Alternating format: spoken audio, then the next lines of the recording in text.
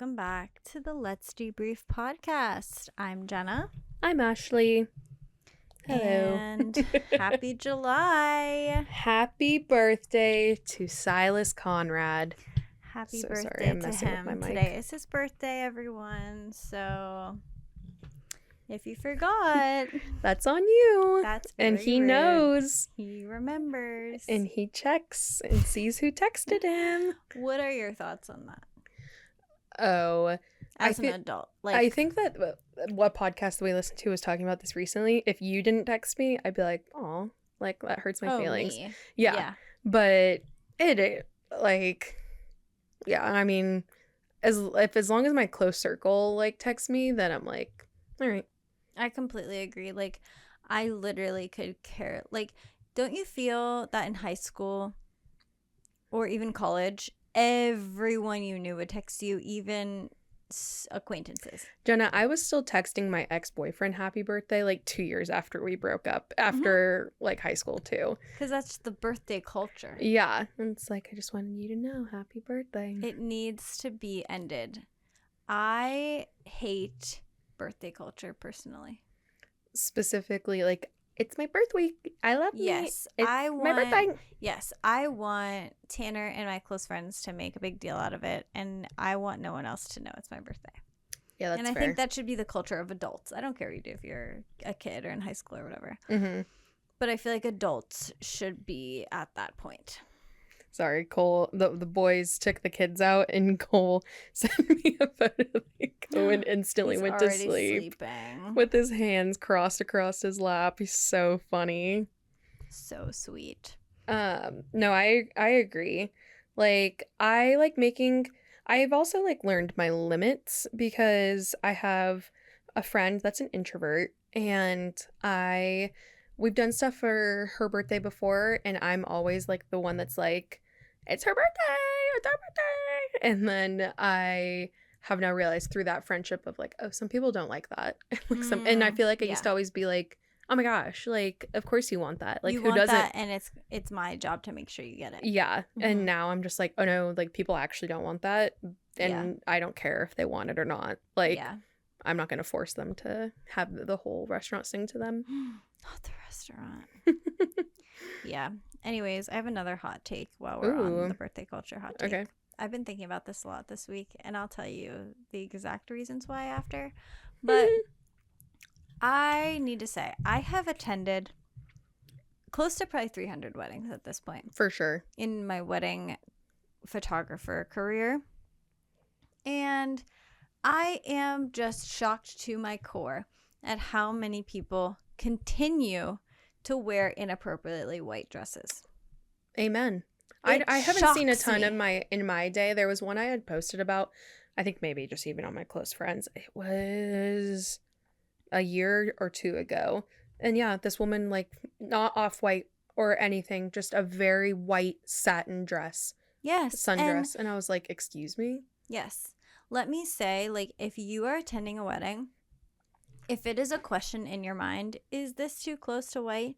It is. Also, I would go so far as to say, if it is white underneath but has a pattern, no. If you go to describe the dress and in any way the word white comes out of your mouth, don't wear it. Just don't wear it. Here's the thing. If it was me, 2 people did wear white dresses to my wedding. If it was me, doesn't really bother me. It was probably the first wedding they ever went to. Maybe. It doesn't bother me too much, but I know how much it bothers other people. And I'm just like, I get so mad because almost at every single wedding. That's crazy. People are wearing, multiple people. And there's some dresses, like, there's a specific dress that's like a Reformation dress. Do you know that brand? Yeah. It's like a white silk dress with like blue flowers on it. Okay. It's a beautiful dress, but it's white. Yeah. And there's too much of this going on. It must be stopped. That's crazy that you see it so much. Yeah. I feel like I don't see it. There are ones that I'm like, oh, that's a little questionable. I don't know why you chose that. It's also, you need to read you need to be self-aware and know, okay, I'm a 75-year-old woman. That and I decide to wear something slightly questionable, maybe that's going to be fine. But if you're a 25-year-old Yeah. hottie, don't wear a white dress. Because that's actually... You're trying to do something. You're doing something. Yeah. No, and I it's agree. not a good look. It's not a good look. Yeah, one time on the opposite end of the spectrum, I was shooting a wedding. A bride didn't tell us that there was going to be a guest dress code. And typically I wear black, like, you know, like most vendors do. But of course, this day I had a newly. And I decided I would give it away where we were. But we were in a different location. And I was like, I'm going to wear this cute little dress. It's like has a pattern, not white, but has a pattern. Not white. And I was like, I think it'll be really cute. Fits the vibe here. Every single guest was in black. Every single person attending this wedding was in black. And I was like, so she probably didn't tell me because she's like, you're the photographer. You'll of course be dressed in black. Nope. Peter and Cole dressed in black. And Ashley, when I tell you that this exact scenario happened to me on May 24th, which this was year? the last wedding I shot before this weekend. Exactly. Same exact scenario. Tanner and Peter in black. Whole guest list. I'm black. I had a noli. I wore light blue. Oh my gosh. You literally think like I thought to myself, oh, look cute. Like it's like a spring or summer wedding. Yeah, like that it was a spring wedding. And I was like, oh, look cute. And I was also like so newly pregnant that I was just like, you know, I just don't want like I wasn't even like showing or anything, but I was like, a flowy dress just like sounds nice. Like thinking, I'm sorry if you hear I keep messing with my mic. Like I'm dressing it up a little bit. No. And then a guest came over to me like during dancing and he said, well, something tells me that you didn't get the memo. And I said, correct. Yep. I did not get an invite that said this information. But also I kept saying to Cole, at least like I'm the photographer, so I'm not in any photos. Yeah. And also like it's clear that, no, that exact scenario happened to me. And the reason that I kind of have started not wearing black as much is because I see other photographers posting at weddings and they are wearing cute dresses. And I'm like, I have so many cute dresses. I should wear something cute. Yeah. So I started branching out. Of course. But I should start asking for invites. I'm like, some people send them to me. Yeah, you should include me. I feel like I only get them if like they put the photos like from their engagement like on there and they're like, oh, I want you to see. And I'm just like, maybe I should start putting that on my questionnaire. Like, is there a dress code? Yes. That would be a good thing. Or we could just wear black, but you know, it's hard to find good, comfortable, modest things that work for every season and changing bodies through pregnancies and things. It's like I can't just buy one black dress and just say this is what I wear every single time. To be fair, I did thrift when I was like 9 months pregnant, one of the perfect dresses. Really? And I only wear it to weddings because I can't nurse in it at all. It's like it's from Old Navy, but it was like $4 at the thrift store. And or maybe Target, I can't remember. And it's like long sleeves, but they're like it gets tight like at the end. Like it's like fitted cinched at the end. Yeah. And then it's just like a layered out like black dress. I'll show you a picture later. But yeah, like it's not stretchy at all, so I couldn't like wear it to nurse or anything. But I can slip my little pump in there when we're at weddings. And I think it looks really cute. But I mean, yeah, in the dead of summer, it's a little toasty and a little too many layers. Yeah, I know. It's been so hot. It's been hot, and that's our recording location is in one of the only rooms that Jenna has AC. Yeah, we don't have air conditioning at our house, which I feel like when I say that, like it's a lot of people don't. Yeah, Cole didn't grow up with AC. You said you didn't either. I didn't either.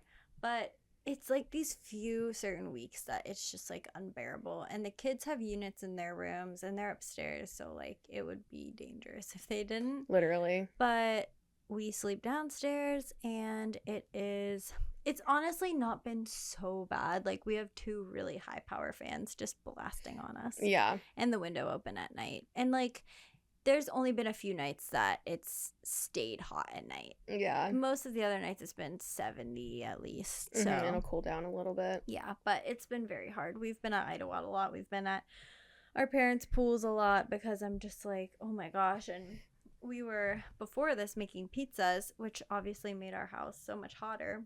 Which sucks. Like, I just hate that the oven affects it so much. Like, when doing, like, anything cooking related, I try to just keep the oven at 350 and adjust it from there, because anything, or the other day, too, I was making a loaf of sourdough, which calls for it to be at 500, and I got up at, like, 7 a.m. Oh. I was like, I need to just get this in the oven before it's, like, super hot outside. I know. I told Tanner the other day, I was like, I'm going to bake some stuff, like, after the kids go to bed, because it's going to be so hot. But Yeah. sometimes you just can't. You just have to do it. But yeah, it made the house so hot, and then the kids were being so fussy, and we were just like, is it probably because it's so hot out?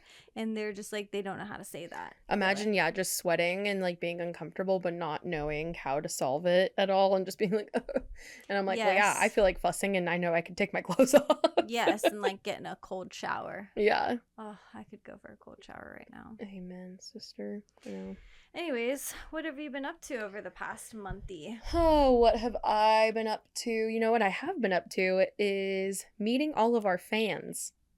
I have met so many debriefers out, specifically at weddings. So I shot a wedding for a listener. Well, I knew her before we started the podcast, and then she's been a debriefer since the beginning, honestly.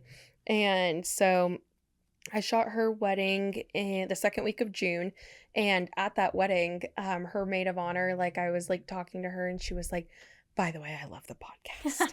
And I was like, no way. And she was like, and they were, her and the bride were roommates in college. And so she was like, of course I put her onto the podcast. And I was like, okay, as you should. And then we were at the reception, and I think Peter and I were just like sitting down and talking. And this girl who I'd met before through church, like Bella, the bride, had brought like her friend. And so I was like, oh my gosh, like, I remember you, like, how are you? And she was like, I can't believe you remember me. I was just coming up to say that I love the podcast.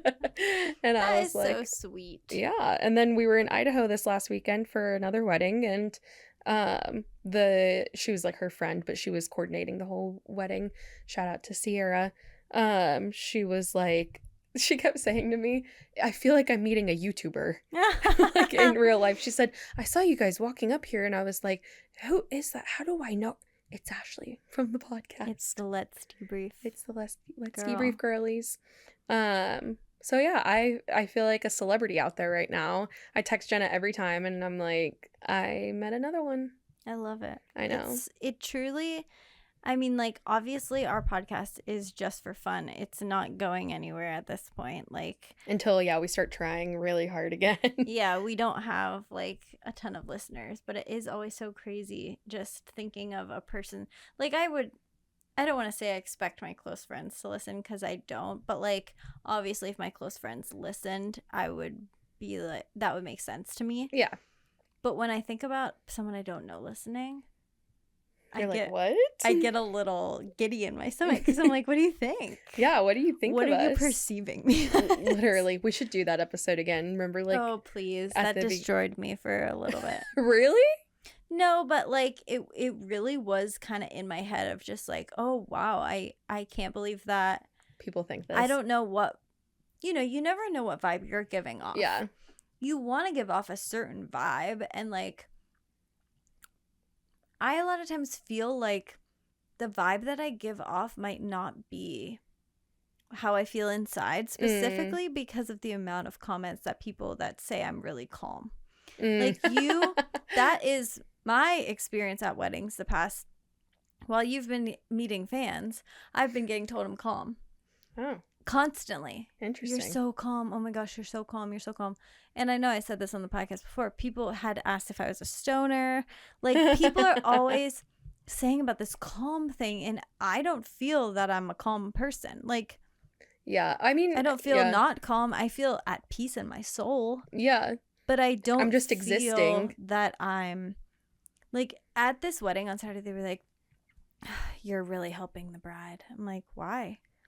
They were saying, you're your calming presence. It's helping us all so much. Thank God. Thank you for being just this calming aura. And I'm like, am I leading a meditation or what?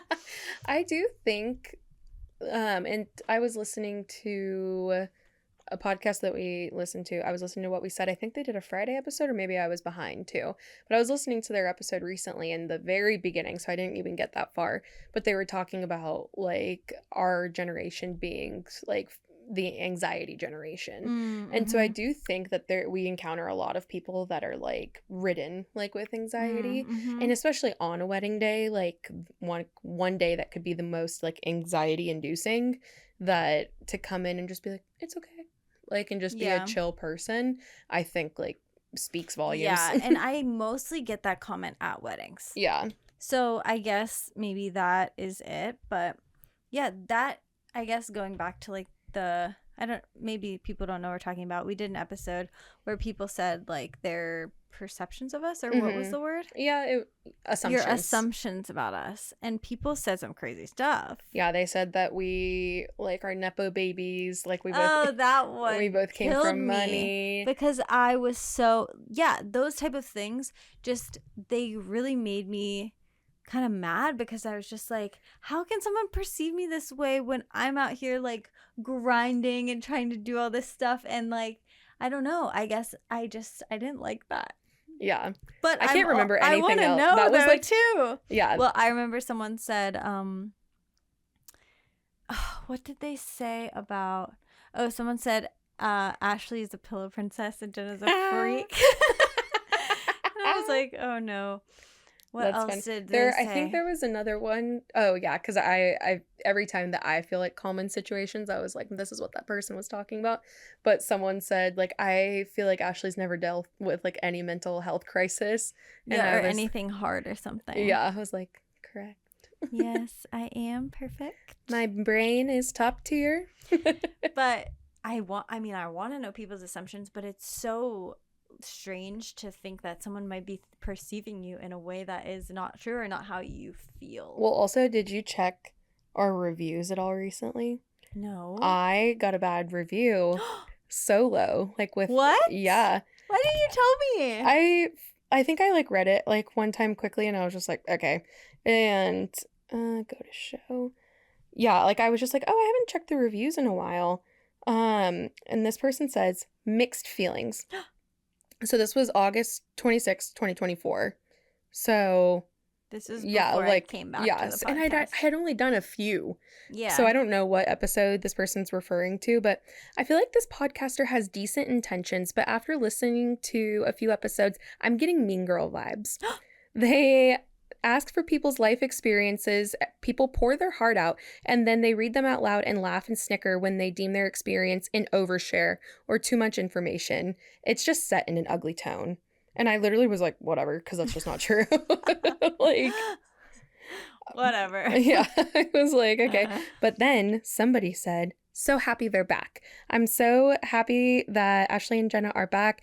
Love listening to their humble, wise information. You can see Christ through them, yada, yada, yada.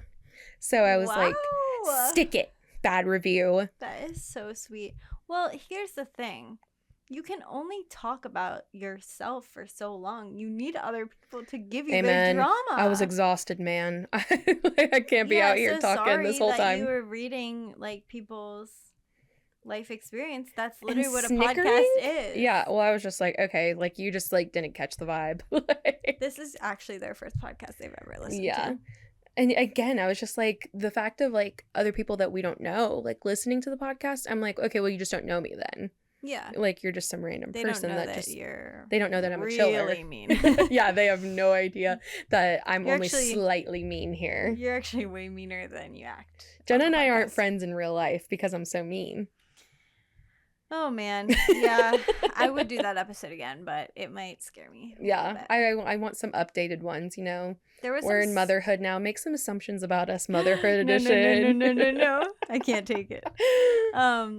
Some people asked me some stuff on my solo episode that I didn't answer because I was like too scared, but answer them now. No. I'll tell you them secretly. Okay. Anyways, for anyone who listened to my solo episode about the bat experience, Yes. did you think My rabies girl. Did you think I was like being mysterious about what happened? Oh, like on the before you post or Yeah, before because I said, here's a hint. I Mm. showed the hospital bracelet. Mhm. Then I posted the episode. I've never posted publicly what it was. Oh. So then some people texted me and they're like, "What happened when you were in the hospital?" I said, Oh, "Listen to the podcast." Clearly you don't listen. Interesting. If you listen, Let's see if our viewership was spiked because people were interested. By the way, I want to have the login back to that because I have no idea how to look at who listened or what. Anyways, so I got my last rabies vaccine yesterday. It has been such a long journey. For real. Of getting these vaccines. I did get it on my sister's wedding day.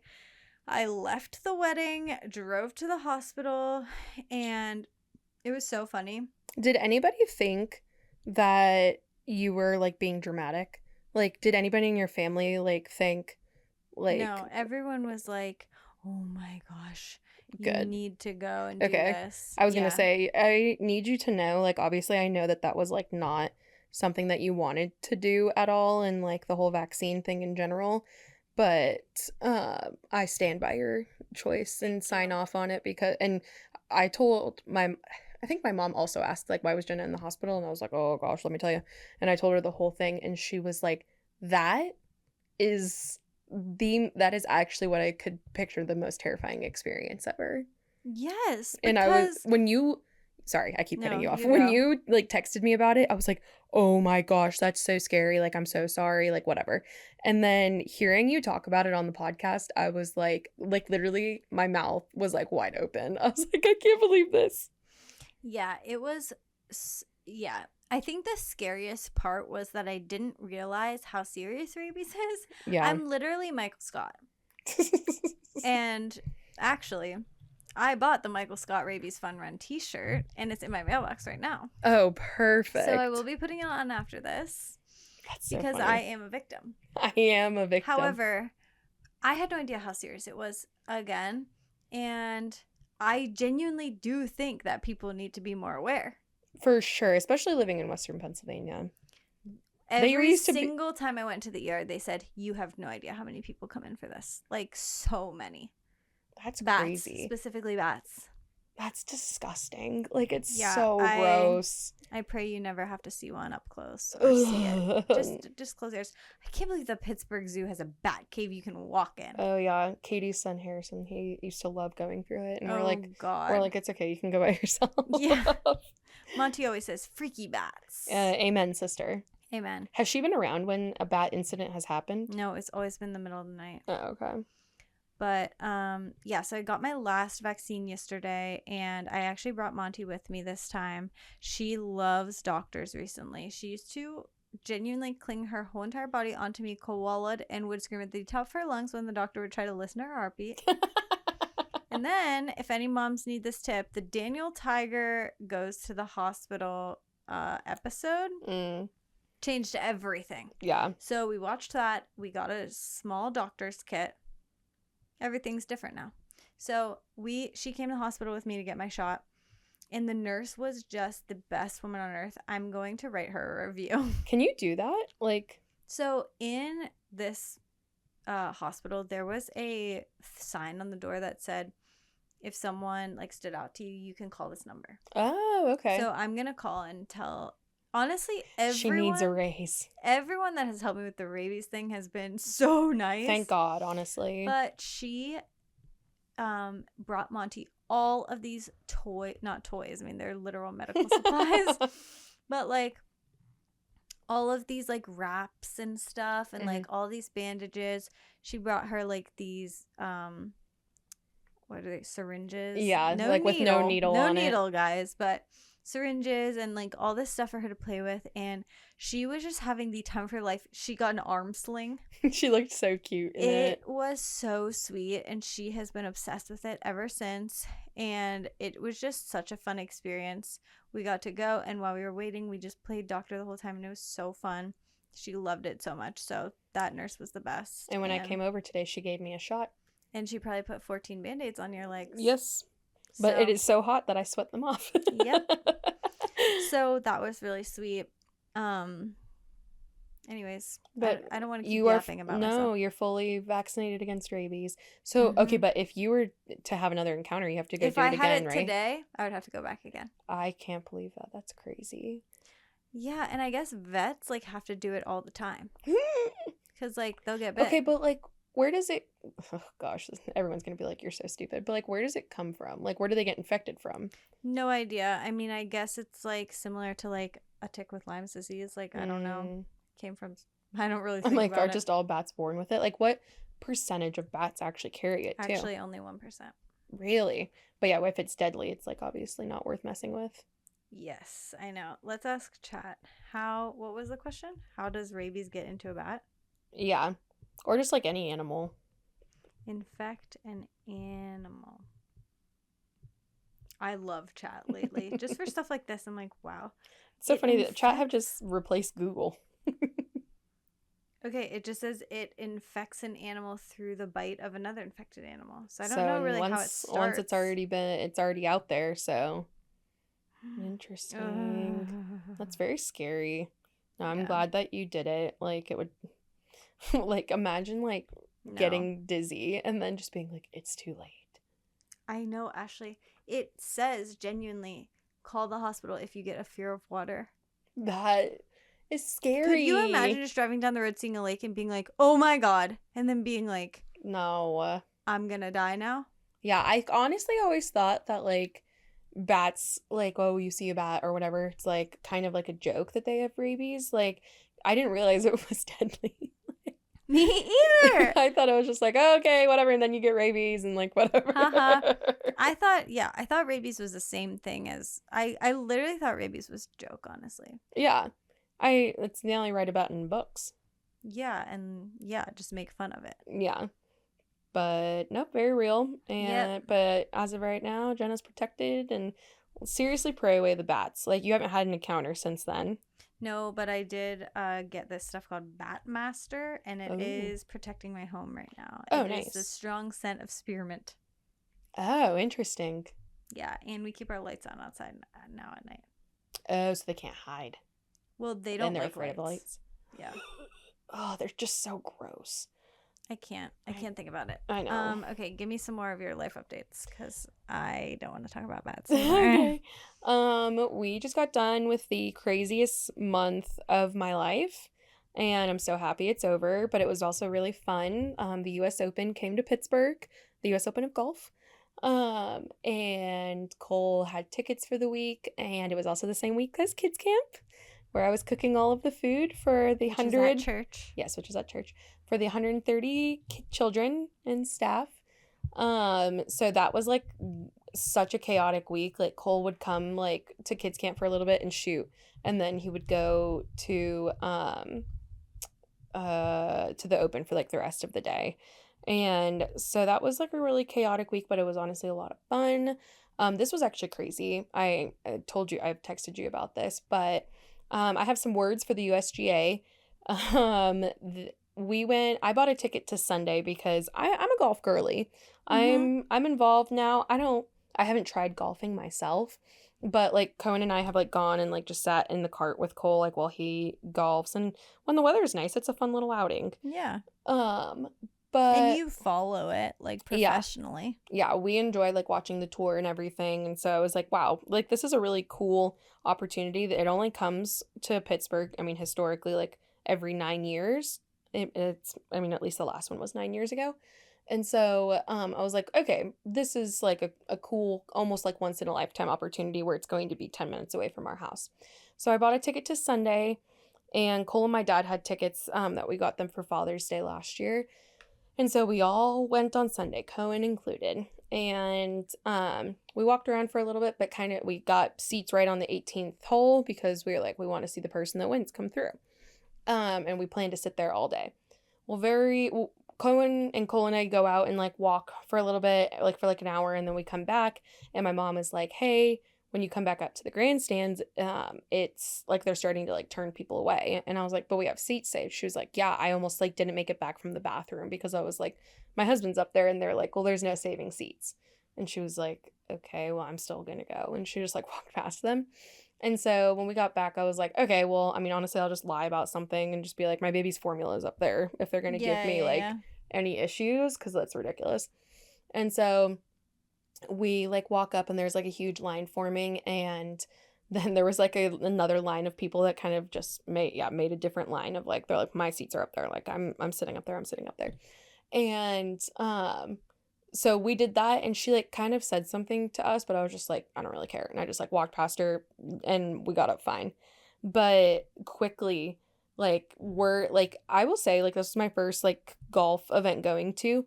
Every single person outside of these people, but every single like other fan, people like working security, lovely, so kind. And I was like, okay, like golf. Calm, you might say. Yes, exactly. I was like, golf fans like are great. Like, this is a great experience. Everyone is so nice and respectful to each other. So when we go and sit back in our seat is when things started to take a turn, where like people were coming back, and they were like, they legitimately didn't let me up here from going to the bathroom.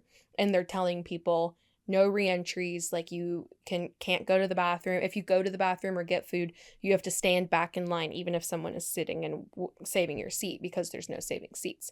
But then they're not letting people up to take those like seats. So it was just super weird, but people were fighting the system, and like we literally like were revolting. Like, we were having a revolution. There was this old man, I think Cole has a photo of them. A photo of him. I might post it, because he literally like, they were like tried to refuse him to come back up, and he was like telling the person off. Just imagine this like 75 or 80-year-old man just being like, yo, listen to me, and like pointing his finger. Good for him. And all of the crowd was like, yeah.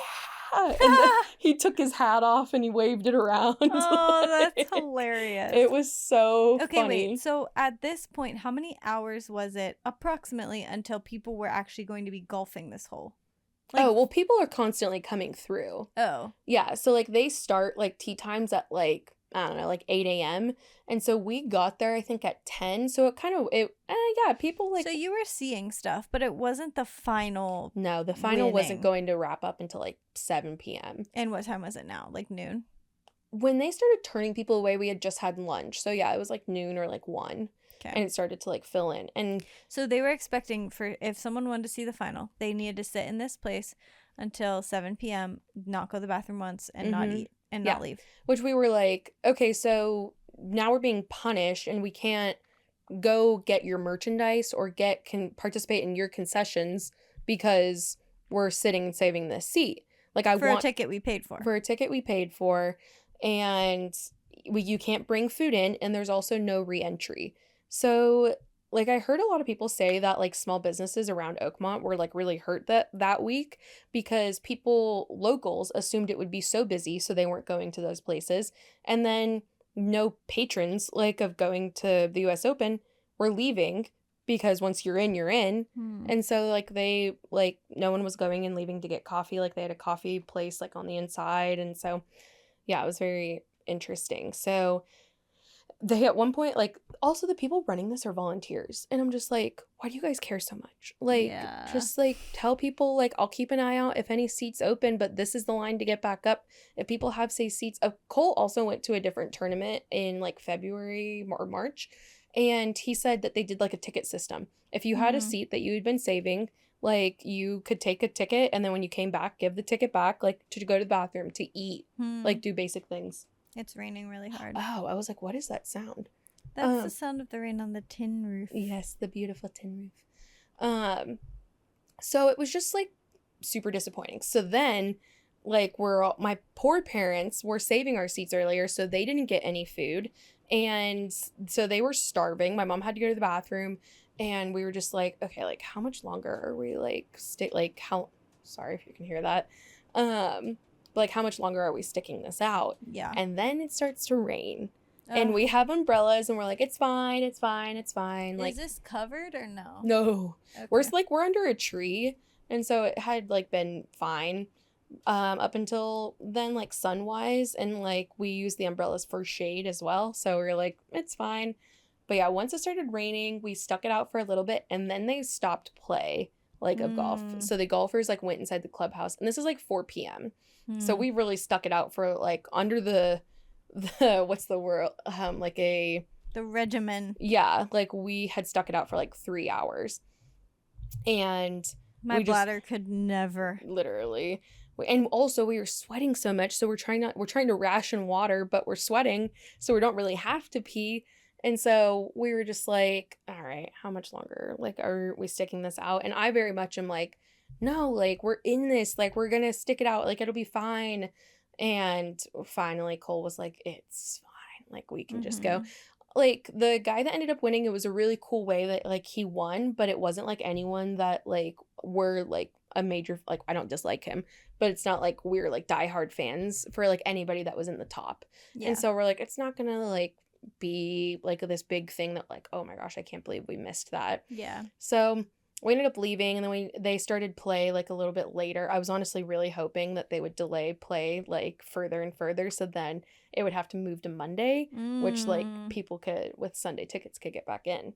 So as I was leaving, again, I don't really get sassy, but they also brought in like police officers because like people were being so intense and just being like, no, I'm going to my seat.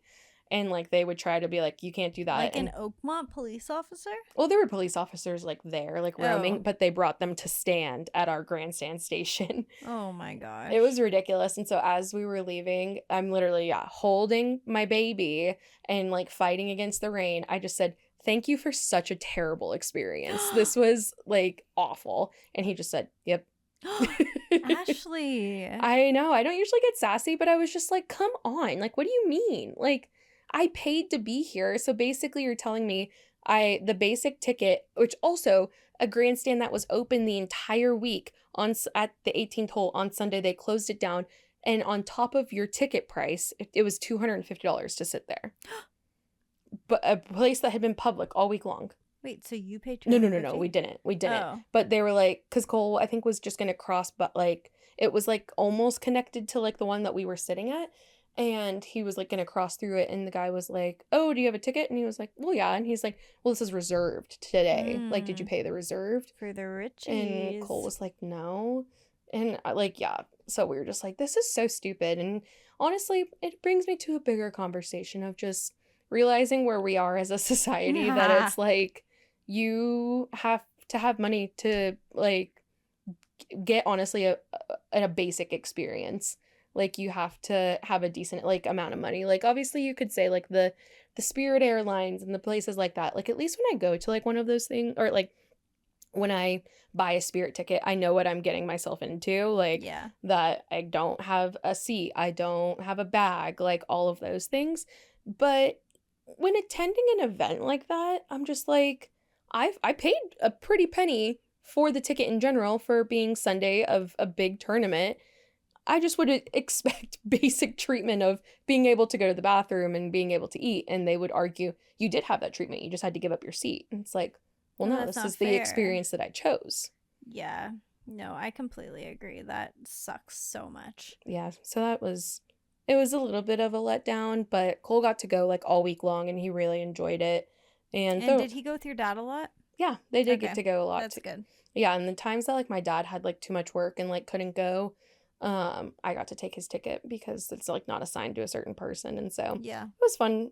And yeah, I had a really good time. It was just Sunday to just kind of be the end of it all was a bit disappointing. And then we went but a few days later we left for a wedding in the Poconos, which was super beautiful. But yeah, drove out there and then came back from that and went to Idaho only 3 days later, which was super beautiful. And honestly had Cole and I thinking about things. Like, it was, I love that area. Yeah. Have you spent like because you've like done cross country road trips? Yeah, we've stayed in Idaho for a few days before, more south than there, and we've like passed through Boise before too. Yeah. But we've always thought it was gorgeous and like unexpected. So unexpected, and I just felt like which after talking to like a lot of people, like they felt like they felt similar, and a lot of people see the same thing, that like it has a lot of Southern California vibes to it. Like they're just like the certain architecture of stuff. I was just like, oh, this just feels a lot like California. And I've talked to, I can't remember if I said it like on the last episode, but you guys have heard me for like 2 years now rant about like how I want to move out of Pennsylvania. And so the last like few months, Cole and I have like actually like talked about it and like what that would look like, places we would consider. And right before we went to Idaho, I adjusted my criteria to it just needs to have an in and out. Okay. Which those states, like, I'm like, those are good states. Yeah. So, yeah, like, well, I mean, we're talking like this is still like 2 years away. But I think like in the winter and like summer of next year, we'll do like a trip to Boise again and Salt Lake City probably. We've considered like Utah. I don't know, man. I think I can't do the humidity no more. Yeah. I mean, there's been so many rough. things I can do. Like just the constant rain is one of them, and the constant rain, but then also just the gloominess. And the winters. Yeah, the winter's like, because I feel like someone will get sassy with me and be like, Idaho snows too, and it's like, yeah, like snow isn't like so much like my issue. I'm just like, it's the dark, gloomy gray snow. Yeah. Yes. Which Cole said that to me too, where he was just like, well, like there's snow, but then quickly was like, well, I mean, when I think back on like when we've gone west, like for snow or like for winter trips, like when we all went to Colorado in February, he was like, there was snow, but it was sunny outside. Sunny. Yeah. And I was like, yeah, like I looked at the comparison of like rainy days in Boise versus rainy days in Pittsburgh, and it's like it will break it down like month by month, and it literally was like Pittsburgh 3 months it could be like 10 days 11 days, and then Boise it was like max 5 days a month. Wow. And I was like, yep. Yeah. So but yeah, I would love if you moved there. I know, anywhere that you move, I'll be there. You'll be there. My parents said that they would sell our Pittsburgh house and come Really? well, like, and get like a house like next to us, but I don't know if they'll end up moving like out of Florida ever. Speaking of Florida, we are going to be going to the What We Said live tour in Orlando. Yes. We're so excited. This is a big deal for us. Yeah, I'm going to be coming just by myself. This is the first time Mm-hmm. on a plane away from the kids. Yep. That's crazy. I'm honored. Yeah, I'm getting. You're like, it's not for you. It's confident. It's JC. It's for JC and Chelsea. No, I'm getting so much more confident. I seriously feel so confident in like my mothering. For sure. And just them, they're doing so well. Yeah. I'm not worried about it like I used to be, which is crazy. Because at this time last year, I was sobbing my eyes out every single day thinking about leaving her for one night to give birth. Yeah. Well, that's so crazy. I mean, yeah, literally. So also you get a very updated episode because we're recording this the night before it goes out. Yeah, so I guess a year ago. A year ago. Yeah. Yeah, because you went in the 30th and then, yeah, you gave birth early morning of the 1st. Yeah, I went into labor the night of the 29th then. Oh, okay. Then, yeah. Yep. So I was in the hospital at this point last year, which is so crazy. Aw. But yeah, why don't we go down that rabbit hole? What's like been what was like your hardest moment over this last year, but then also like most rewarding, like / best? I feel like the hardest time was right after giving birth. The like initial adjustment to Monty not understanding what was going on. She was only 18 months. She was like a new walker. Just learning to walk. And then at the buzzer beater. Yeah. Just learning to walk, just understanding life. And then Silas came and she was so clingy to me. And she was just like, who is this person? Why is my mom holding him constantly? Why is like she nursing him? What's going on? And then so that was really hard. And I was so emotional about that too. Because I just felt so guilty in a way. Because now I can see and I believed this before, but I was like, giving her a sibling is like the best thing I could do for her. But at the time when it was happening, I was like, I'm traumatizing her. Like, this is so horrible for her. Like, this sucks.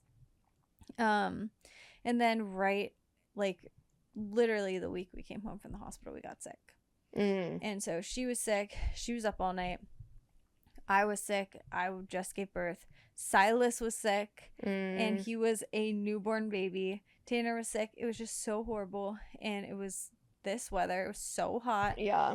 I was so overstimulated. I just did not know what to do.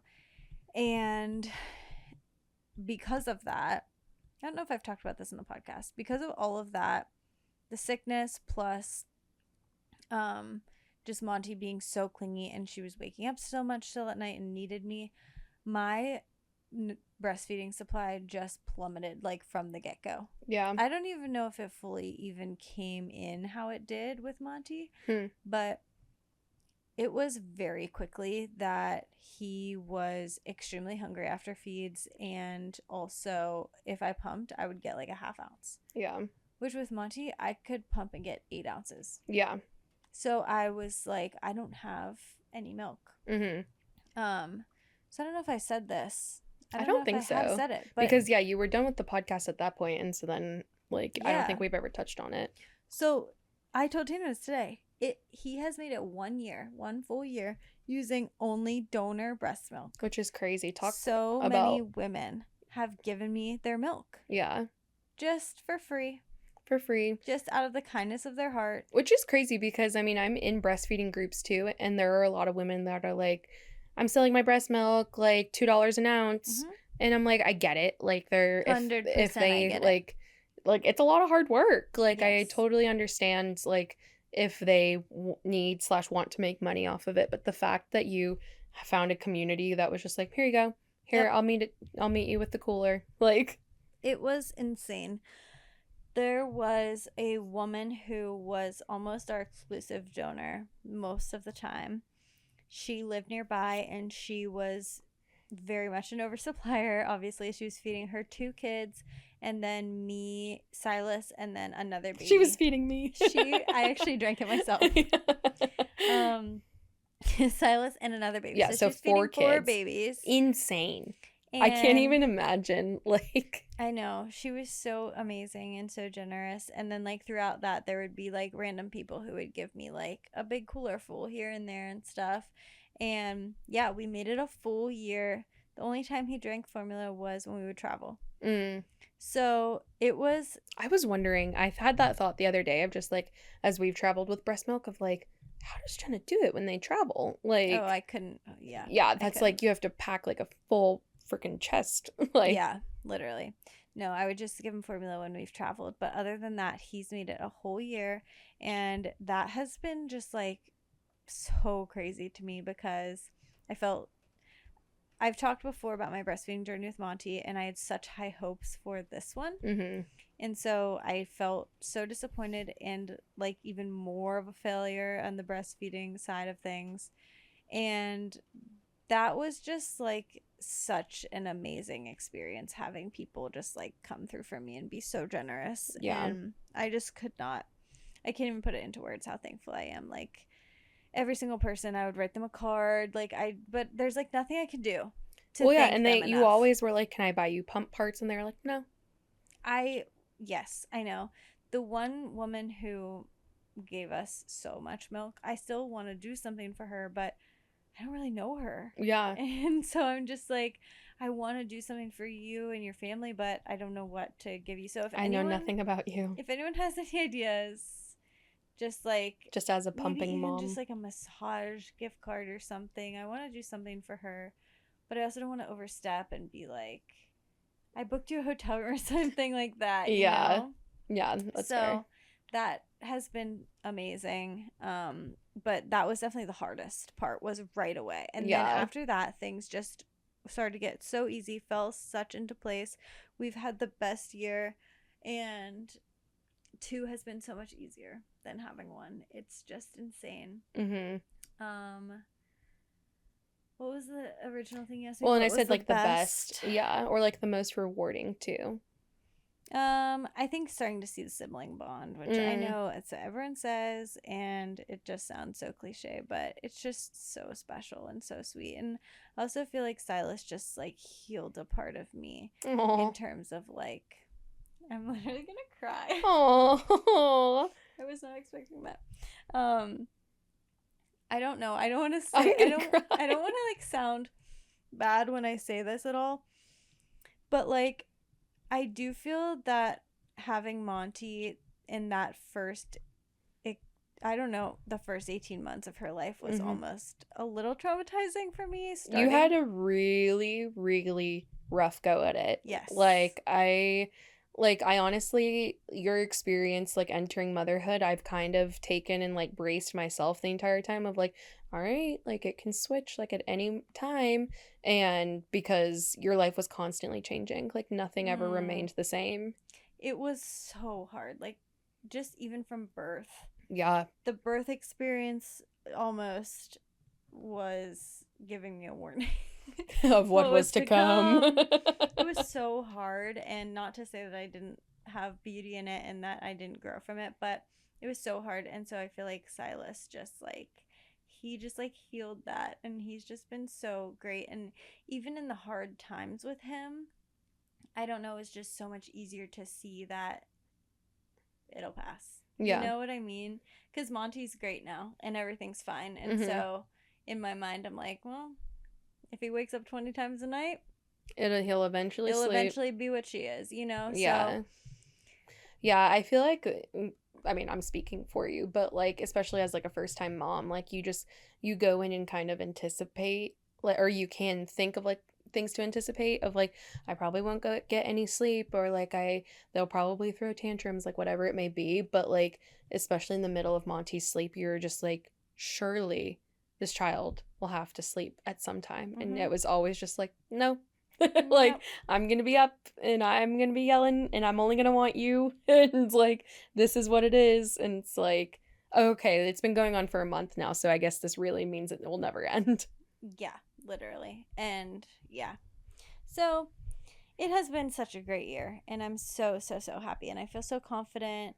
And I can honestly say that when I was pregnant with him, I got pregnant when I thought things are gonna take an uphill swing. Monty was almost 1. I thought to myself, okay, after 1, things get better. I'll have him 6 months after that. So it's gonna be so easy Things will by be then. so different. Yeah, it'll be so different. She'll be sleeping, she'll be walking, she'll be talking, everything will be fine by then. So, you know, it's time to have another one. In my entire pregnancy, I was like, what did I do? Like, Yeah. I can't do this. I cannot do this. I don't. And I would have never admitted that at the time. Yeah. But when I was up at night alone with her, I was thinking to myself, I made a mistake. I shouldn't have done this. I'm obviously going to do it. But this is going to be hell on earth. Yeah. And it has been so much better. It really is. Like, she, like, and you've talked about that, maybe not on the podcast, but we've talked about it in conversation, but like, she needed Silas too. Like, yes, your whole family needed him. And like, that just makes me want to cry because it's so true. Like, she needed him to grow into who she was supposed to be. And I don't think she could have if she just had me constantly, because if she constantly had full access to me, which was what she wanted at the time, she would have still been a class A clinger. Yeah.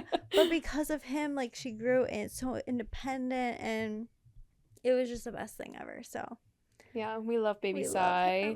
I can't believe it. Like, it was a year ago that like Tanner was like, "Can you bring us some pillows?"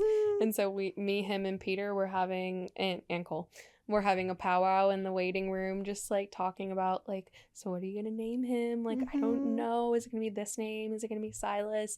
And then I was 10 weeks pregnant with Cohen. And like when I went to the hospital, I was like, no, I was just here for Silas. Like, what do you mean? I know. Who will be next? Who will be next? We do not know. We don't know. Do you want to talk about the one thing you were talking about? What? Your meals? Your death row meal? Oh, I wanted to talk about one more thing, which is my sister's wedding. Oh, please. And I wanted to talk about what the woman said to me. Oh, let's do it. How long have we been talking? 54. Okay. So, my sister got married this past weekend. You can look on my Instagram, Jenna Solich, if you'd like to see photos. Just I positively adorable. I just know that I would want to look at, you know. I just want to know what the vibes were. Yeah. So she's just the cutest person on earth. Her dress was stunning. It was so her. It was the best day. It was such perfect weather. I mean, it was hot, but it was really good weather, you know, considering. And oh my gosh, it just couldn't have gone better. We got ready in the most beautiful Airbnb, which I guess I did send you photos. It was just so her. It was so like, yeah. And no, it looked adorable. It was perfect. The day went so well, and yeah, they were just so happy, and we had so much fun. Anyways, here's the thing I wanted to highlight from the day, which was that, so obviously I was matron of honor and I gave a speech. So right before the speech, Monty was wanting, like, seemingly, I was walking up, I was getting the microphone, and then I saw her crying for me. And so I figured that she just wanted me to hold her. And I thought that's completely fine. Yeah. Obviously, that's normal. Like, also, you see, it was a small wedding. 30 people, and it was my sister. Yeah. I feel like I've seen people giving speeches holding a kid before. Mm-hmm. So I'm like, whatever. I figured once she saw everyone looking at us, she would lean on my shoulder and act shy, which is what she normally does. Yeah. Well, when we got up to the front and I'm holding her, I'm starting to begin, I noticed that she actually wanted to talk in the microphone. She said, I have something to say. That was why she wanted to be up there. So the whole speech, the speech was not that long. It was quite short and to the point. But she just kept saying, Monty wants to use microphone. Like here and there. Well, and the way you texted me was like that she said, Mama, Monty wants to do it. Yes. And I just like imagine her literally just being like, hey, like signaling with her hand, hey, Mama, come here. Let me tell you. Mama wants to do it. Monty might use it. So anyways, it was fine. And of course, everyone I talked to said it was fine. They are going to lie to me even if they thought it wasn't. But I felt sad because I felt like, A, it could have been prevented. I invited her to come up with me because I didn't realize what was going to happen. Yeah. And B, I don't think it was like bad at all, but I just felt sad because I didn't feel it was as special between me and my sister. I didn't care like what the audience thought. Yeah. I just wanted her to, you know, get what you were saying. Get what I was saying. And so anyways, I was just feeling sad about it. And so after the speeches were over, I took Silas. I was just walking around the property. It was at a winery. And I was just walking around and I saw these two older women. They were probably like 50s, 60s. And you guys can look on my Instagram again, as I said. You can see what I was wearing. It was a very beautiful dress from Holden. And it was not tight at all. It was very long and flowy. Okay, so they see Silas. They're like, oh, you're so cute, like, blah, blah. Then the one lady, I am not exaggerating in the least bit. She says, looks like somebody ate a little too much at dinner, or you're expecting again. And I was so flabbergasted by that. As you should be. Because, A, at first, I thought she was talking about Silas and saying, because he was all dirty. He'd been crawling around everywhere. Just keeping him happy. Saying, you look filthy. Like you ate too much. Yeah. Because I thought he had food on him. Then when she said, or you're expecting again, I was like, oh, what? You're talking to me. You're talking to me. First of all, I was so confused by that because I was just like, okay, it's one thing if you make a genuine mistake and you think someone might be pregnant. But she was basically just saying, either you're bloated or you're ready you're for pregnant. your next baby. Yeah, like she didn't care. Like she was literally saying you look fat. Yeah. I don't care if you're pregnant or not. You look big.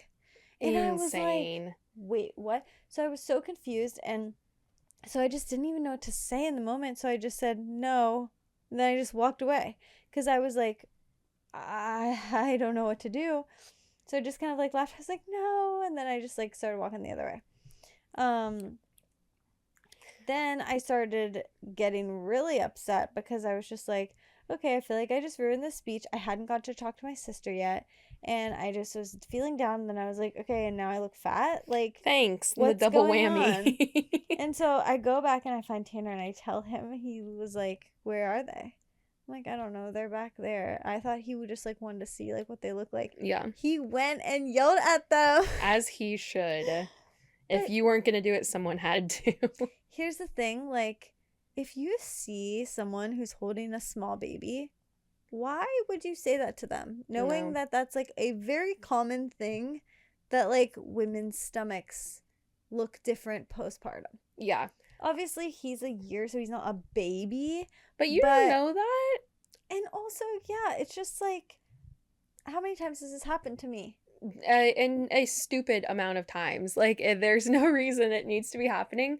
Like, the last time someone said something, what? Were you like 5 weeks postpartum? Yes, You- and then it happened again when I went with my sister to get her wedding dress. Really? Yes. Oh, I don't know if I heard that one. It was literally just the man at the like wedding dress shop was like, "Oh, congratulations! How far along are you?" But I will say that one You're like, but he did eat with that one because because I was looking a little. a little frumpy. I was wearing a tight dress, Still. so I don't know if maybe it looked more like I was trying to show a bump. Okay. I don't But know. still, I kid you not, if I see someone 9 months pregnant, I'm still not saying anything. Well- I'm terrified Yeah. of like just, yeah, not, or just assuming. Like, there was a woman at the wedding that I shot in Idaho that was pregnant and had 3 young children. Like, I heard her say to the bride too, like, I'm 24 weeks. And I was like, I knew that she was pregnant and she was wearing like, yeah, a tight dress where she wanted to show off the bump. But I was like, still not saying anything. Still not going to talk about it. See, I will say something if it is 9 months and if they're like holding the belly. Yeah, that's or fair. rubbing it in a way. I'll be like, oh, congrats. Like, when are you due? But they can't be, sorry if this is offensive. Like, if it was someone who was like maybe a little bit bigger and it wasn't so clear, or they were wearing something that was more flowy. Yeah. Like, if it was like someone who's just like small, all huge belly, Yeah. then it's like so obvious. Mm-hmm. But maybe if it was like more just like flowing down, not saying a thing. Nope. I truly don't understand how you have had this happen to you so many times. I'm angry. I was trying to think of a more dramatic word, but on your behalf, like, I cannot believe like so many people have made this comment. And like, even when you sent me the voice message too, you're like, I know I look normal, but why do people keep saying these things? Yeah, like, I'm not even saying I look like fit or anything. I'm just like, I look like a normal person. Yes, I agree. What's the problem here? What is the problem? Like, I don't get it, and I'm so sorry that you've experienced this so many times. Hey, what can you do? At least my husband yelled at them for me. Yeah, exactly. But yeah, and when he did, they were both like, oh, honey, we didn't mean anything by it. It's like, okay, I don't care. Yeah, and he was just like, you should know not to say that to someone who's just Take this to as a- anyone. Take this as a lesson. Just don't say it. Just don't say This it, but is- also someone who's holding a small baby. Like, Yeah, a lot of women have a hard time after they have baby with their body image, so maybe let's not. let's just not comment on, their bodies at Yeah. all, please. Oh, the way I would clock somebody's. What would you say? Truly, like, what do you genuinely think you would say in that moment? I would just be like, oh, no, I'm not. But you probably shouldn't say that to people. It's like really rude. Because I don't think I would like come out the gate and just be like, why the F would you say that? Like, I Yeah. definitely wouldn't be that vibe. But I would like, definitely answer the question and then just be like, take this as a lesson of just like, maybe don't do that to somebody. Yeah, I do wish I would say things more in the moment, but I can't think in the moment for some No, reason. that's fair. Sometimes I get blind rage too, that I'm just quiet. I don't even get blind rage. I just get like confused. Yeah. Like, I'm just like, wait, you said that? Like, Yeah, that one I'm is flabbergasted. I'm literally at a loss. Yeah, I'm at a loss for words. I beg someone to say that to me just so I can go off. Please. My postpartum rage is itching. Do you, I guess you have not had an experience with girl and boy, but boy, I have rage. Mm. Had rage, and girl, I had none. Oh, And yeah. they say it's because the more testosterone. I feel I honestly just feel like it's just made me tougher in general, where like maybe rage is not like super specific, but I just feel like I really don't put up with a lot. You know, my new phrase recently, this is through some experience, but like some experiences, but my new phrase is a the lack of preparation on your part is now not an emergency for me. I feel like I have Hmm. experienced that a lot recently, where people are like, well, we need it now, or we need to do this now. And like specifically at weddings.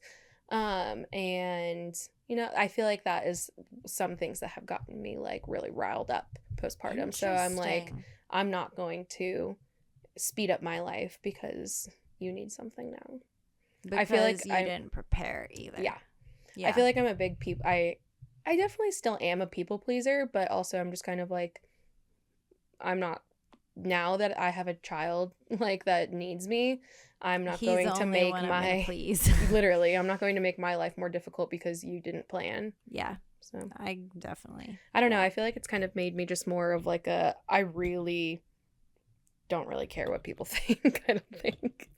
Yeah, no, I You're I like, I definitely agree. I agree, but agree. I'm too scared to say it. Yeah.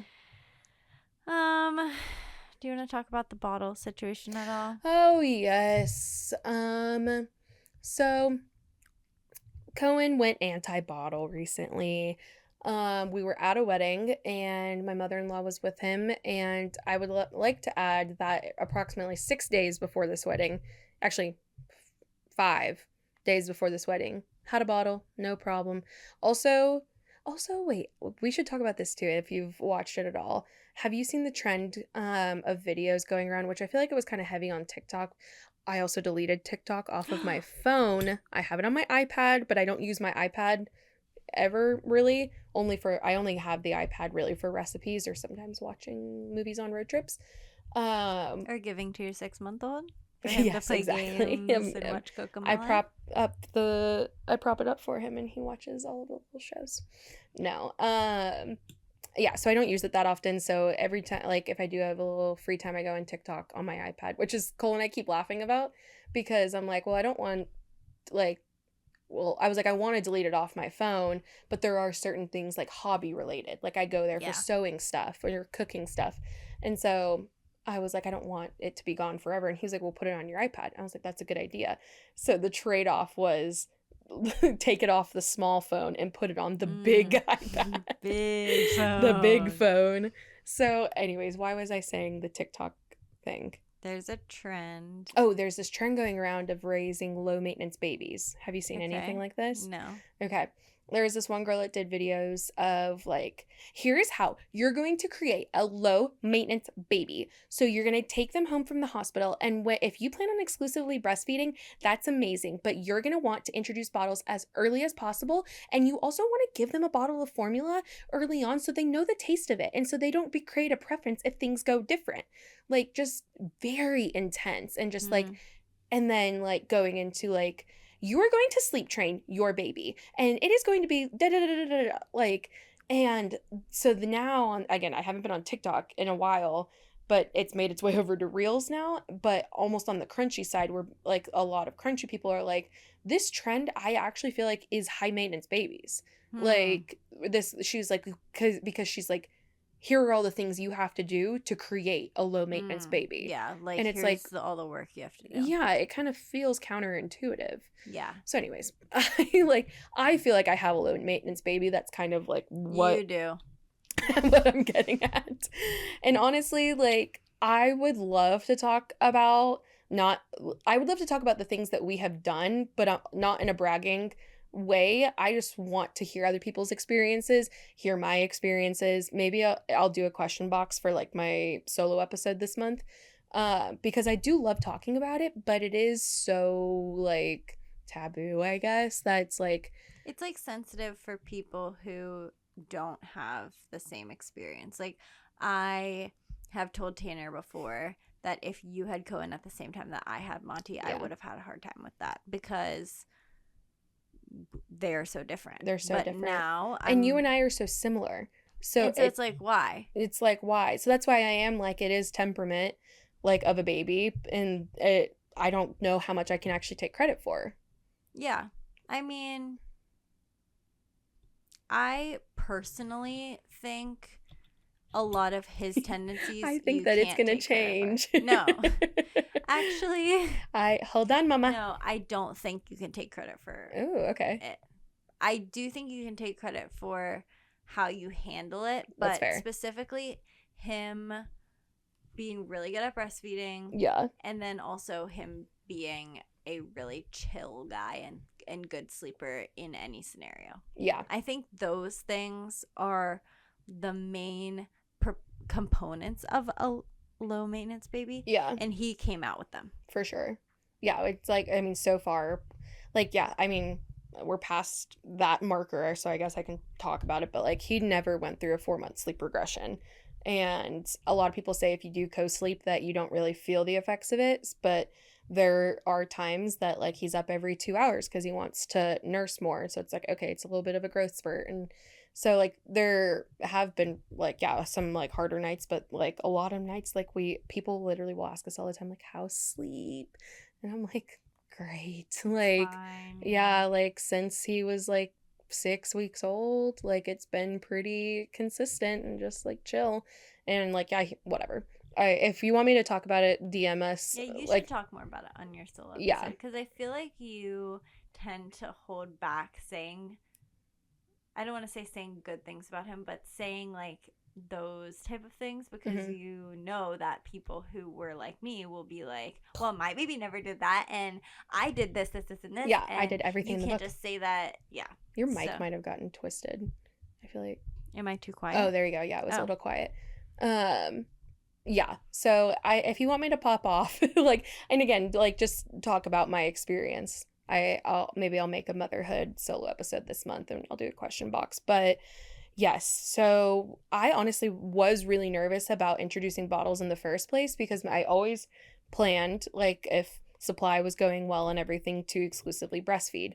And I'm lucky enough and privileged enough that I work a job that allows that to be like very flexible and very much a reality. Like, I feel like I mean, to be fair, the first time I pumped like for work was like 8 weeks postpartum, and so like the first wedding that we had. But then again, don't have to like pick it up until the next wedding, which was like in May. yeah. So very, very lucky in that regards. And so yeah, he took to nursing like immediately, and we've had a really positive experience. But I was like nervous to introduce bottles for him to start to prefer it, or like I was too afraid to go too long without introducing it, then he wouldn't like it. Yeah. And so it was like pretty early on, like we would do like pace feeding, and I was just like, okay, just get him used to it. And so since then, he's never had an issue with it. He liked the Boone, I think that's how you say it, ones from the beginning. And we had like one of those like off of the registry place. I forget what it's called. Like one of, Baby list. yeah, like those sample packs of like glass bottles and stuff. So we tried like different ones, and he kind of just took to, like, he always like drank from like all of them, but like he just, it felt like he preferred this one, and we're like, all right, cool, whatever. And so yeah, things were going great, and we were in the middle of like a really busy like wedding season, so he was having them every weekend. Yeah. And every time it was still fine. And so then, yeah, like I said, on Monday, he had a bottle for me to go to dinner with a friend. And then on Saturday, like I'm texting with my mother-in-law, and I'm like, how's he doing? And she was like he hasn't really wanted to eat yet. And I was like, oh, that's like so interesting. It's been like 4 hours. Mm-hmm. And he's 6 months now, and he has had food, and he's almost 7 months. But like we started when he cut his first tooth, solids. And so he's been having like more regular food, but yeah, like his like milk intake has gone like down a little bit. But I was like, okay, that's a little weird, like whatever.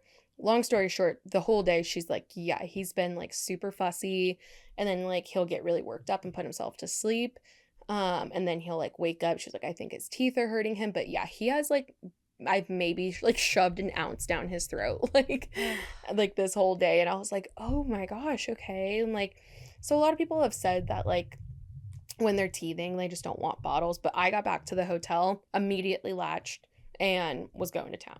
And I was like, okay, Oh, this is poor really buddy. interesting. Was he asleep when you got back, or what was going on? No, I think he had just woken up, and so she was like up bouncing him. Also, like, so this whole like thing was all interestingly timed because people say it could be sickness too. Like, you were the one of the people that said that your kids didn't like bottles when they were sick. And so I had come down with like a bug, and I had no idea what it was, but I had like a lump on like the side, like it felt like my lymph nodes only on the one side were swollen. And I was like, I don't know what is going on. And so I thought maybe Cohen was going through the same thing. Like, him and I just had like a little bit of a bug, but like no other symptoms, like no cough, no like stuffy nose or anything. And so it was all really weird, and still to this day don't really know what it was. Like, I went to MedExpress eventually. They tested for strep and everything, and it all came back negative, and now it's gone away. But I thought, yeah, maybe him and I were battling a bug of some kind. But we had a wedding in Idaho just the following weekend, and so throughout the week, like, we would try bottles like every once in a while, and still was like, there would be times that he would be like so offended by it and just like start crying. But like also that kind of got me thinking about the low maintenance babies too, is we've always given him his milk cold, because I was like, yeah. he hasn't ever cared like when Yeah. it's cold out of the bottle. And so I was like, all of a sudden, does he want it warm now? So I think Cole's mom ended up trying that, and she said that he sucked for a little bit and then was like, no. Interesting. So I don't know, like, honestly, like, this might sound bad. I'm not super motivated to like resolve it. Yeah. Like, I don't know. Our next wedding isn't for a while. Imagine if you worked a full 9 to 5 though. What would you do? What would you do? I do not know. Literally, I have a friend that it breastfeeds but goes to work and like pumps bottles and everything, and I just think of her, and I'm just like, what if he just like refused, and like a job that's very much not accessible for him to be dropped off or anything. Yeah. And so I'm like, I don't know like what she would do in this situation. But also But friend in that situation, they're getting the bottles every single day because Yeah. they work 9 to 5 anyways. true. So that's like better, but still, like, oh, it's just both scenarios scare me. for sure. Them not latching Mm-hmm. and also them not taking the bottle. Yeah. It's so funny, like, just how much like of like birth and raising babies is actually like primal. Mhm. Because there was one time I wanted him to have a bottle just again to introduce it before a wedding and stuff. He was really little, and literally I saw him like with a bottle, and I like got sad and also like almost like possessive. I was just Yeah. like, wait, no, like that's not right. Yeah. Like, and again, that was just my like thoughts and feelings, where I was just like, wait, no, like I'll take my boob out for you right now. But I Yeah. was the one that was like, give him the bottle, like, and I'll just pump, like, just so he can be like getting used to it and stuff. And like I still stand by like giving it to him, but I was just like, my body was like, wait, no, this is wrong. Like, we could do that. Yeah. So I was like, oh my gosh, like if he one day was like, yeah, it's the bottle for me, I would be devastated. Devastated. I know. It's seriously so sad and hard either way.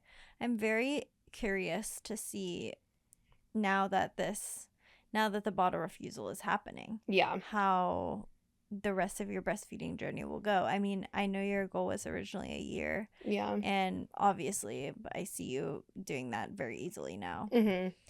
But I'm curious to see how it continues after that. I know. I also am. And I mean, candidly speaking, like, we definitely think of like starting to try for another, like, after he turns a year. And so I've gone back in my head so many different times of like, okay, like, do I want to be done like by then and like fully wean him, or like am I fine like doing like nursing at the same time? And then what if he goes, like, I don't know, in my mind, kind of like what you were saying about like Monty when you're expecting Silas, like things will be so different, where I'm just like, no, of course he'll be done nursing by then, like that's crazy. And then I'm just like, okay, what if you're 8 months pregnant and he's still nursing? Like, Yeah. are you gonna nurse 2 babies now? Which, like, I know women that do, and like I think it's the most admirable thing. Just nursing, and like in general, I feel like I saw an influencer the other day who exclusively plumped for like, I think she said her daughter like at like 4 months old like stopped latching, so she pumped all the way to a year. oh my gosh, and I've said this to you a million times, pumping mothers, you like deserve awards and you deserve unlimited pump supplies. Like If Cohen wouldn't latch, would you just go to formula? No, I think I would You would destroy do my it. mental health doing Yeah. pumping. Yeah. Like, and that's no shade to anybody that does. I just do think like I've always had like a great supply, so I mean, I would feel guilty. Yeah. I would just be like, no, I can do it. Yeah. And honestly, like, not obviously, I do believe like fed is best, but like you can't deny the benefits of breast milk. Yeah. But obviously, a fed and happy baby is always the goal. And but oh crap, I don't even know what I was gonna say off of that. But the cost of it as well. The cost. I would be like, if I'm able to do this, like, I want to save our family this money. Yeah. No, Yummy. Yeah, I definitely agree. So anyways, I was gonna say send your thoughts and prayers, but honestly, like, so like it worked out for this wedding that it was a friend too. So she was like, oh my gosh, I don't care if like your mom or your mother-in-law has to bring him by. And so he stopped by twice and ate, and then they went on their way. But yeah, I don't know. He's eating like more table food and stuff. So I'm like, when we come around for our next wedding, like, where are we going to be at in life? Like, yeah. And I mean, I have had great relationships with all of our brides this year. And so I just also could see them being like, do what you got to do. It's fine. Yeah. That's also the benefit of having a second shooter there. I mean, Yeah. even with pumping, it's like you're going to have to take a break either way. Yep. So if it's in a high pressure moment, just have your second shooter do it. Obviously, you trust them. So Exactly. Yeah. So that's where we're at. And yeah, a bunch of people sent tips because I mean, I asked for it. And they're like, change the nipple or like change the bottle completely. And I'm just like, I just don't know if I want to invest like that much time and energy into it. So anyways, I get it. Yeah. But yeah, we wanted to talk about like, we're gonna wrap up, but like, we're gonna wrap up, but we're gonna talk about our death row meals, everyone. Did we get some good responses? Yeah, and yeah, we did. And we'll share ours. So I'm going to read everyone's death row meal, and we can rate it one to 10. Oh, so I can live up to the review of judging people and being a mean girl. Perfect. Snickering away. Snickering. Okay. I won't say who it is. Okay. But you got to rate it 1 to 10. Okay, here's the first one. No meal, just a big margarita with 2 or 3 shots of tequila and extra salt. I mean, if we're talking death row, it would be nice to be drunk. So in that case, I give it a 7.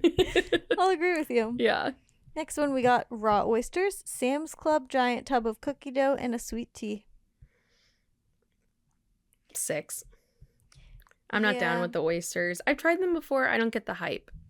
They're definitely not on my death row meal, but they do have a lot of nutrients. They do. Have you tried sardines before? Yeah. Are they good? I feel like they're a new phase, too, of like people being like, you should eat sardines. And I'm like, I'll give them to Cohen. I've seen people give them to their babies. Yeah. That company that I always ask for you to look at Sam's Club sells them. Oh. Sorry, at Costco. Next person says Panera Bread. Wait, turn your mic again. There you go. Next person says Panera Bread strawberry poppy seed salad and summer corn chowder. Panera? That's not my death row meal is Panera. I listened to a podcast recently where they were like talking about Panera. I also listened to it. They were like, it was a subpar experience, and they were like terrible. And I was like, Panera was actually my first job. And I do like Panera's food, but I'm not gonna put on my death row meal. No. So for that, I'll go another 7. I'm not really. I mean, I would honestly 7. Okay, fine, I'm a 6. 5. Next one, Cracker Barrel grilled chicken and mac and cheese, mashed potatoes, cornbread, and biscuit. Oh, okay. Now we're talking. Yep, we're talking lots of gray food. Mm-hmm. I'll give that a 7.5. Yeah. Next person says Pizza Hut. 6. I don't know if I even know.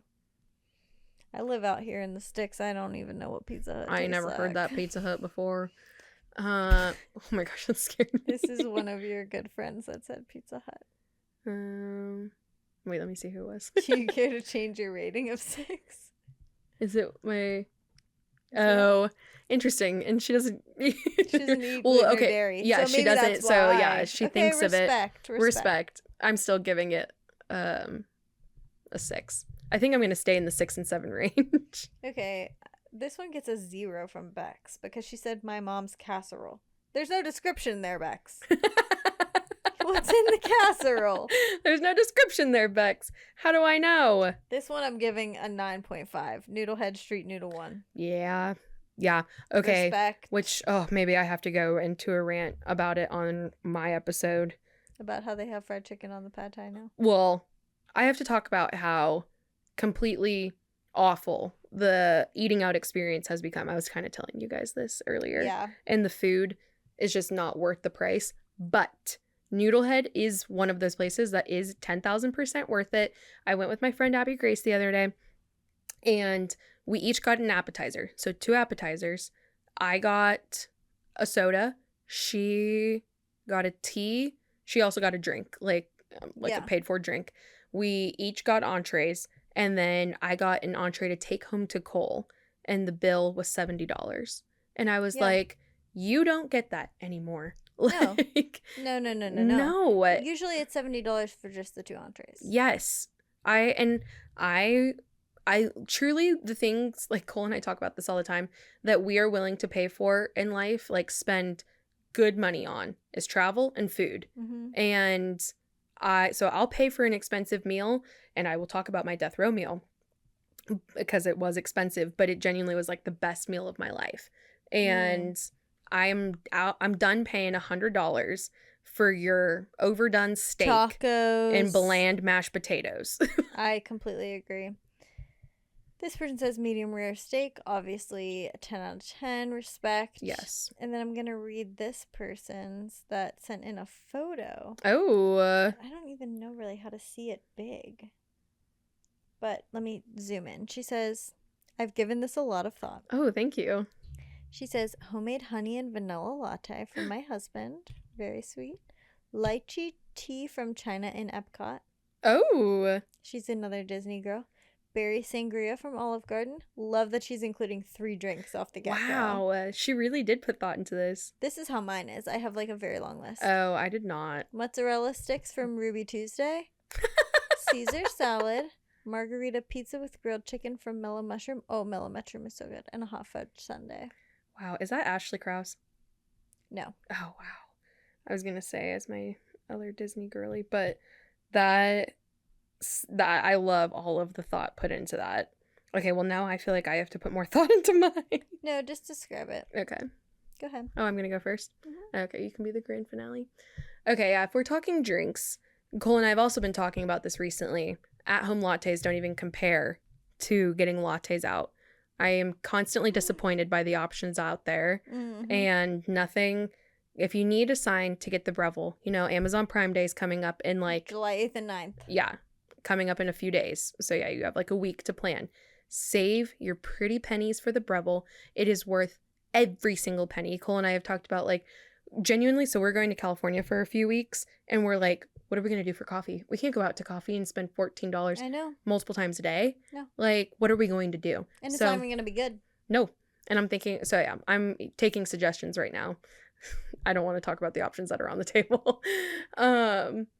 So yeah, an at-home coffee. I have been obsessed with macadamia nut latte since coming home from Hawaii, but also a honey latte will also do the trick. Now, okay, I'll say my original thing and maybe I'll add to it. Cole and I, when we went for a wedding, we went to Colorado for a wedding in the fall of last year, but it was also over Cole's birthday. And so we went to this nice restaurant for his birthday. It is called Garden Grace, and it is in Denver and also in Houston. When I say I would pack my bags tonight and get on a plane to go there, I would fly in and out. I would do a round trip in a day flight just to have this meal. Okay. Oh my gosh. Okay, let me find the photos. We got like a truffle mac and cheese. I was pregnant. Oh, I remember this. Yes, I was pregnant at the time, so I couldn't like have a drink or anything. But I got like a truffle mac and cheese, Yeah, the photo has actually come up suggested so many times to me. Look at the ice on Cole's Old Fashioned was embossed or like with the logo. It has like a picture on it. That was me eating. So we got like some truffle fries of some kind. Yeah, like a mac and cheese. Look at how that steak is cooked. Oh my God. It was the most perfect steak. It cut so tender, and it's a steakhouse, so like their whole specialty is steak. But oh my, look at all of the food. You're gonna have to post that on the stories. Remember, because it's only tomorrow. Yeah, that's so true. They sent out these little carrot cakes. Oh, and I love carrot cake. I'm not the biggest fan, but I am now. I love it. I am of their carrot cake. Garden Grace. And then we got this chocolate cake as well. Oh my gosh. It was so good. I actually had a friend say she thought this was one of the AI desserts because of how it looked. And it truly like was an amazing experience. And I told my parents, because they were going on a trip with their friends only a few months later, and I was like, I'm booking you this reservation like right now. And my mom called me afterwards and she was like, that restaurant. And I was like, wow. I know, right? And she was like, that's incredible. The best feeling is when someone else affirms it. 100%. We probably spent $200 with tip. I would do it 10 times over. Yeah. Like, take my whole account. Was the best. And so if you are ever in Denver or Houston, and Garden Grace, if you're listening to this, please open more locations. Please send us a steak in the mail. Oh my gosh, it's the best. Okay, that was all I had really thought up. I was thinking dinner. That's a good one. Okay, here's mine. Hot latte made by me, Shirley Temple. Gaijin Toro Nigiri. That's a sushi restaurant. A sushi place. And Toro is fatty tuna. Medium rare steak from Ellie's dad's cow. Ellie is my friend. Her dad is a farmer. Ellie is my friend. A Thai iced tea. Green curry with extra eggplant. From Noodlehead specifically or anywhere? Just anywhere. Alicia, my sister-in-law's egg noodles with mashed potatoes. That's what she makes. She makes for Thanksgiving. Yeah. And an almond croissant. Any or Trader Joe's?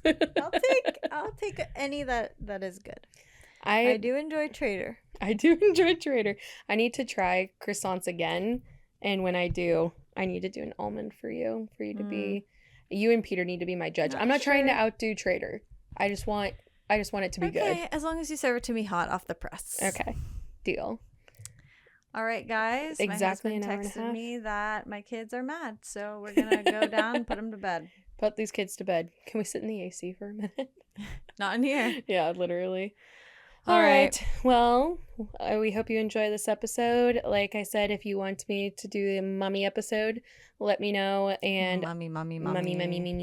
And let us know if you have any other suggestions. Maybe next episode we'll do our assumptions. Start them over. I'm shaking in my boots. Okay. Okay. We love you guys. Have an amazing month, and we will chat soon. Bye.